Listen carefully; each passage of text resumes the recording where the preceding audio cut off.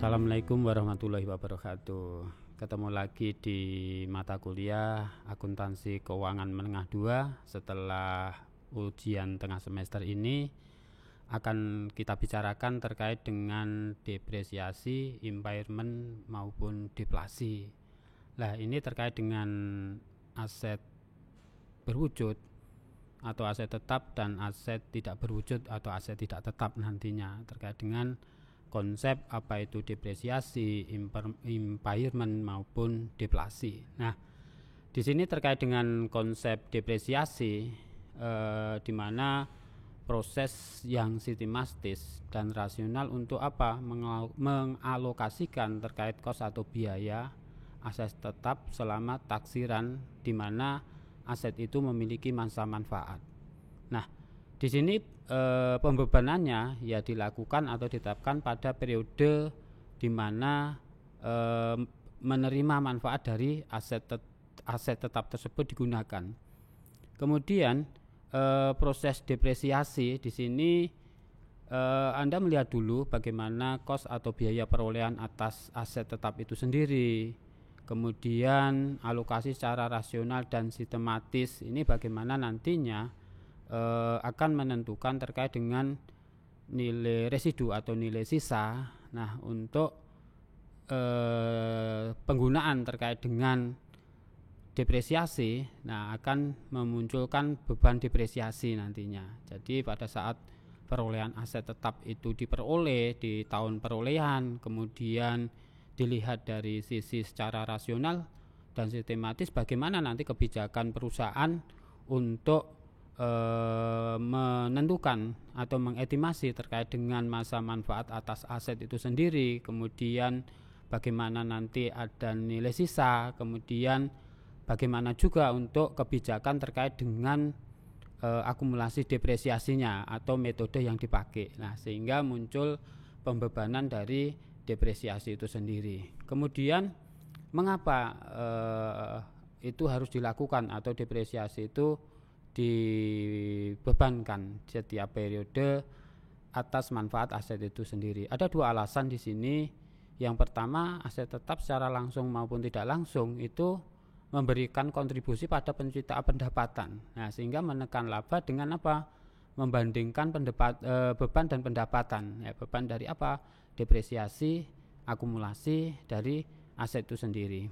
Kemudian yang kedua, aset tetap memiliki manfaat yang terbatas. Nah, sehingga ada karakteristik terhadap aset tetap yang dimana semakin lama itu semakin rendah. Nah, sehingga perlu dilakukan pembebanan setiap periode selama masa manfaat akan aset itu sendiri. Nah, nilai beban aset yang didepresiasikan di sini merupakan nilai yang akan dialokasikan secara sistematis sepanjang masa manfaat dari aset.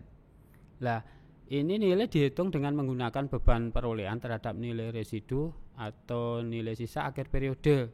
Katakanlah harga perolehan aset yang dipakai atau yang digunakan itu berapa nilai perolehannya. Nah, dulu sudah kita sampaikan juga pada saat kita bicara aset tetap. Nah, yang dikatakan harga perolehan itu apa? Nah, itu semua pengeluaran yang digunakan untuk memperoleh aset, sehingga aset itu mendukung atau siap untuk operasional perusahaan. Nah, kemudian bagaimana dengan nilai sisa atau estimasi? Nah, itu sebagai biasanya kebijakan perusahaan untuk menentukan estimasi atau nilai sisa itu sendiri. Nah, ini ada di PSAK 16 di mana nilai atau mensyaratkan untuk mereview nilai sisa jika berbeda dengan estimasinya. Itu diatur di dalam PSAK 16. Menurut PSAK 25, sebagai perubahan estimasi ditetapkan secara prospektif ya di sini. Kemudian contoh di sini misalnya ada sebuah perusahaan yang memiliki aset di mana aset itu memiliki masa manfaat 5 tahun, kemudian 50 per jam dengan harga perolehan 400 juta, di mana pada saat memperoleh aset itu dikeluarkan beban pengiriman dan pemasangan 20 juta, kemudian estimasi nilai sisanya 50 juta. Nah, pada saat akan dihitung ya untuk menentukan atau mengestimasi bagaimana nanti pembebanannya. Kita hitung dulu kaitkan dengan harga perolehan akan mesin, akan aset itu, di mana harga perolehannya 40 juta, kemudian beban pengiriman pemasangan 20 juta, sehingga harga perolehan atas aset itu 420 juta. Nah, ada estimasi di sini ya sebagai nilai residu atau nilai sisa 50 juta. Nah, sehingga nantinya nilai beban aset yang akan didepresiasikan itu sebesar 370 juta. Nah, 370 juta lah ini nanti yang akan dialokasikan secara sistematis sepanjang masa manfaat dari aset itu sendiri. Nah, kalau di sini berdasarkan jam kerja ya, masa manfaat dari aset itu 5 tahun, kemudian didepresiasikan di mana berdasarkan jam kerja 50.000 per jam. Nah, oke. Nah, taksiran masa manfaat itu apa ya? Merupakan jangka waktu aset dapat digunakan. Nah, kira-kira berdasarkan aset atau kepemilikan aset itu pasti perusahaan memiliki estimasi bahwa aset itu bisa memberikan masa manfaat sekian tahun atau berapa tahun. Nah, berdasarkan apa? Estimasi. Kemudian berdasarkan pada pertimbangan proporsi tertentu dari masa ekonomis dan masa manfaat. Nah, ini untuk menentukan bagaimana nantinya pada saat aset itu dimiliki untuk menentukan estimasi atau taksiran masa manfaat aset itu sendiri. Pembebanan depresiasi mengacu pada masa manfaat akan aset. 5 tahun, 10 tahun atau berapa, biasanya aset itu ya lebih dari 1 tahun. Metode depresiasi menentukan beban tergantung pada pemilihan metode depresi yang tepat. Metode yang perhitungannya sistematis dan rasional. Nah, klarifikasi pembebanan depresiasi, metode berdasarkan waktu misalnya.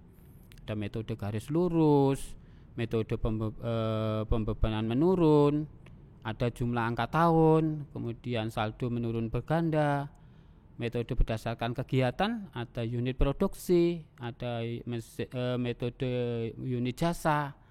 Nah, itu bagaimana nantinya? Ya menjadi sebuah kebijakan perusahaan. Bagaimana kebijakan itu apakah secara rasional maupun ekonomis nantinya jika metode itu dipakai untuk menentukan terkait dengan pembebanan atas aset itu.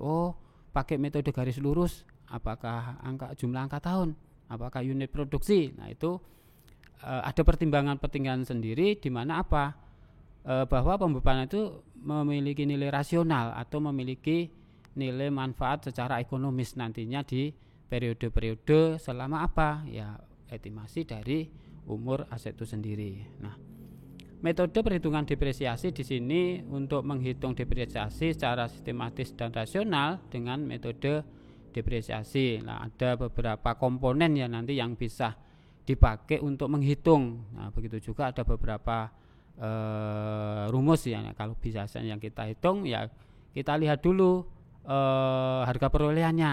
Nah, harga perolehan tadi kemudian dikurangi nilai sisa, lalu dibagi dengan tahun masa manfaat itu sendiri. Nah, kemudian itu yang dialokasikan nantinya. Nah, metode apapun membutuhkan 3 komponen ya. Di sini ada basis depresiasi yang dikonotasikan dengan B, tarif depresiasi dengan T, periode depresiasi dengan P. Nah, sehingga dapat muncul rumus di sini ya, depresiasi sama dengan B kali T, itu biasanya persentase, kali periode depresiasi itu waktu ya. Nah, kemudian sebagai contoh di sini misalnya harga perolehan mesin ya di 1 Januari 2010 katakanlah 200 juta. Kemudian ada nilai sisa atau nilai residu 15 juta, kemudian di mana estimasi dari mesin itu 5 tahun. Nah, ini menggunakan unit produksi. Nah, taksirannya di mana depresiasi itu taksiran unit produksinya 100 ribu unit, di mana tahap tahun pertama ya 5 tahun kan tadi, tahun pertama 20.000, kedua 20.000, ketiga 20.000, keempat 22.000, dan yang kelima 5 tahun itu 18.000 lah. Sehingga bagaimana nantinya untuk menentukan terkait dengan kos atau beban depresiasi itu selama 5 tahun, dan metode yang dipakai di sini adalah unit produksi. Itu ya, nanti tinggal menghitung ya nanti. Kemudian bagaimana dengan metode garis lurus ya, merupakan metode yang sederhana di sini, berasumsikan memberikan masa manfaat yang sama setiap periodenya selama jangka waktu manfaat. Nah, di mana pembebanan depresiasi selama masa manfaatnya sama. Ya, misalnya karena garis lurus 5 tahun ya sama nanti ya, tidak ada bedanya ya di tahun pertama sampai dengan tahun terakhir itu. Nah, bagaimana nanti perhitungannya? Ya, misalnya di sini diketahui basis depresiasinya ya berdasarkan data tadi, harga perolehannya 200 juta, di mana nilai sisa atau nilai residunya 15 juta. Nah, maka nanti yang menjadi depresiasi yang akan didepresiasikan 185 juta. Nah, ini kalau tadi ya dengan berdasarkan data tadi tarifnya 1/5, dalam artian apa? Oh, masa manfaat dari estimasi mesin itu 5 tahun. Nah, sehingga 1/5 kali 100 akan ketemu 20%, ya. Sehingga apa? Nah, misalnya berdasarkan periode ya 12 per bulan ya, 12 per 12 akan memunculkan nilai 1. Nah, sehingga depresiasi per tahunnya bisa dihitung dari 185 juta kali 20% kali 12 per 12 atau 1, sehingga setiap periodenya nanti selama 5 tahun itu karena garis lurus akan ketemu 37 juta. Nah, ini untuk depresiasi berdasarkan apa? Garis lurus, sehingga setiap periodenya tidak berbeda ya nanti untuk pembebanan depresiasinya. Nah, sehingga akan dialokasikan nanti ke dalam tabel di sini ya, di dalam tabel di sini, di mana awal periode itu nilai buku atau nilai perolehan atas aset yang tahun kemarin ya, atau tahun ini atas aset itu 200 juta. Nah, karena apa? Jangka waktunya 5 tahun, di mana ini itu diperoleh di tahun 2010. Nah, nanti karena garis lurus ini kan akan menyerminkan nilai depresiasi yang sama selama 5 tahun. Nah, sehingga di tahun kelima atau tahun 2014, di sini nilai buku itu menyerminkan nilai residu atau nilai sisa. Nah, sehingga estimasi yang kemarin terkait dengan nilai sisa di sini nih kan akan tercermin 15 juta. Nah, ini sebagai estimasi dari depresiasi, di mana berdasarkan berbagai metode itu sehingga estimasi nilai sisanya harus mencerminkan nilai yang sama. Nah, sehingga bagaimana di tahun terakhir ya, di tahun 2014 nilai buku mesin harus sama dengan nilai residu ya, sebesar 15 juta, sehingga pada saat akan dilakukan pencatatan ya, di mana setiap periodenya nanti ya, di periode pertama, 2, ketiga sampai sampai akhir akan memunculkan atau dicatat sebesar ini ya, beban depresiasi pada akumulasi depresiasi sebesar 37 juta. Nah, ini terkait dengan berdasarkan garis lurus. Nah, bagaimana nanti jika berdasarkan jumlah angka tahun? Nah, jika pada dasarnya sama ya dengan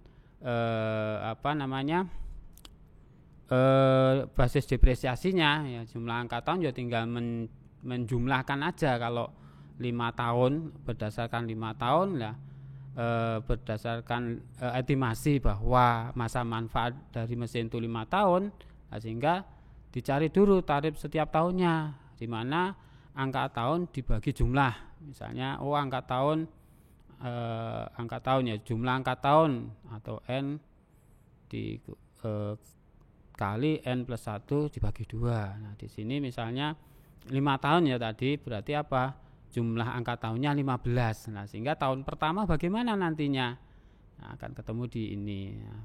Nah sehingga pada saat kebijakan perusahaan itu menentukan depresiasinya dengan jumlah angka tahun, maka tahun pertama beban depresinya akan tinggi, Nah, sehingga akan mencerminkan nilai depresiasinya dari periode ke periode itu ya ke rendah.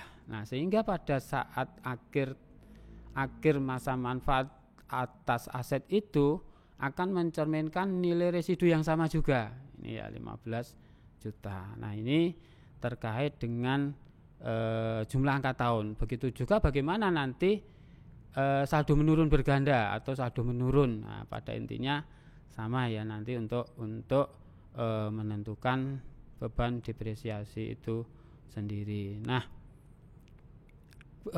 lalu terkait dengan penurunan atau impairment bagaimana? Nah, banyak perusahaan di mana melakukan penurunan nilai aset tetapnya, ya seperti dulu yang terjadi pada krisis di tahun 2008 ya, sehingga berpengaruh terhadap kinerja keuangan maupun non keuangan. Nah, ketika aset tetap tersebut tidak lagi dapat menutupi nilai bukunya, maka bagaimana nanti penggunaannya? Apakah ditukar, dijual atau bagaimana? Itu tergantung kebijakan perusahaan juga. Nah, lalu cara menguji terkait dengan apakah aset itu mengalami sebuah penurunan, ya melakukan review atas aset. Nah, bagaimana? Apakah aset itu sudah masih memiliki kemampuan untuk menghasilkan uang melalui penggunaannya? Dalam artian apa penggunaan? Ya mendukung aktivitas sebuah perusahaan. Nah, sehingga pada saat tidak mampu lagi mendukung, kemarin pada saat kita bicara terkait dengan aset tetap ya di pertemuan yang lalu, itu bisa dilakukan beberapa alternatif ya, dijual, ditukar atau dibuang. Nah, itu kebijakan perusahaan juga. Nah, di sini jika terjadi impairment, maka apa yang dilakukan? Nah, akan membandingkan nilai terpulihkan dengan NT dengan nilai buku aset. Nah, maka jika nilai buku lebih tinggi daripada nilai terpulihkan, maka ada kerugian ya, rugi impairment. Nah, nilai buku itu diperoleh dari apa? Ya total aset atau harga perolehan aset dikurangi akumulasi penyusutannya, akan ketemu nilai buku ya. Nah, di mana pada saat akan ditukar di tahun berapa? Ya kita hitung akumulasi dari tahun pertama sampai dengan akan melakukan review di tahun misalnya tahun ke-8 dari estimasi 10 tahun. Nah, maka dihitung dulu akumulasi dari tahun pertama sampai tahun ke-8. Nah, kemudian harga perolehan aset dikurangi sampai dengan akumulasi tahun itu, nah akan ketemu nilai buku. Nah, jika nilai buku nilai buku lebih tinggi dari nilai tunai atau nilai terpulihkan, nah, muncullah sebuah kerugian. Nah, jika nilai buku lebih rendah dari nilai tunai, nah, tidak dihitung ya apakah adanya sebuah kerugian. Ini untuk mereview terkait dengan nilai terpulihkan tadi. Nah, itu terkait dengan depresiasi, impairment maupun deflasi. Nah, untuk lebih mendalam nanti akan kita bahas juga di pertemuan offline maupun pertemuan online buat Google Classroom. Nah, ini bisa Anda akses nantinya di Learning Management System. Oke, untuk pertemuan ke-8 ini terkait depresiasi, saya kira saya cukupkan sekian, kurang lebihnya mohon maaf. Assalamualaikum warahmatullahi wabarakatuh.